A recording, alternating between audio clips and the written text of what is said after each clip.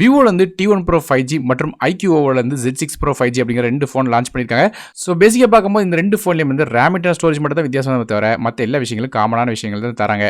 So இந்த ரெண்டு ஃபோன்லேயும் என்ன விஷயங்கள் வருது அப்படிங்கிறத டீட்டெயிலாக இந்த வீடியோவில் நம்ம பார்க்கலாம். முதல்ல ஃபோனோட டிஸ்பிளேலேருந்து ஆரம்பிக்கலாம்.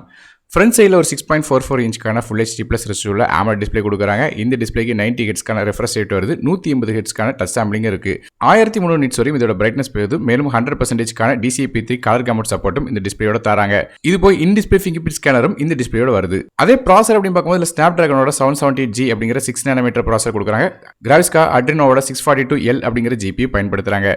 ஸோ பேசிக்காக ப்ராசரோட ரேங்கிங் அப்படி பார்க்கும்போது இது 29 ரேங்க் வருது. அதாவது B கிரேட் ப்ராசராக வருது. ஸோ பெர்ஃபார்மன்ஸ் கண்டிப்பாக நல்லா இருக்கும். கேம்ஸ் ஆப்ஸ் மாதிரியான எல்லா விஷயங்களும் நமக்கு ஹெவியான கேம்ஸ் கூட ஈஸியாக அதில் விளையாட முடியும்.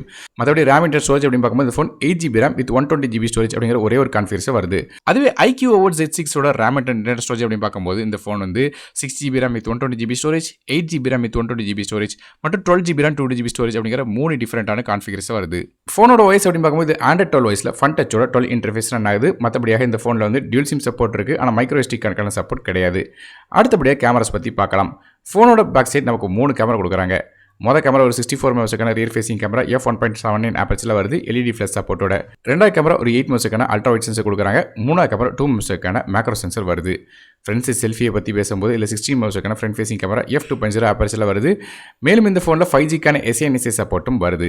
பேட்டரிஸை பற்றி பேசும்போது இதில் ஒரு 4700 mAh பேட்டரி கொடுக்குறாங்க. இதை சார்ஜ் பண்ணுறதுக்கு 66 வாட்க்கான ஃபாஸ்ட் சார்ஜிங் சப்போர்ட் வருது.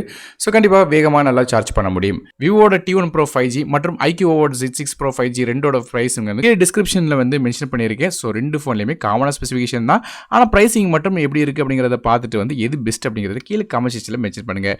வீடியோ பிடிச்ச ஒரே லைக் கொடுத்துருங்க. நான் டெக் தம்புக்காக மற்றொரு வீடியோ. நன்றி, வணக்கம்.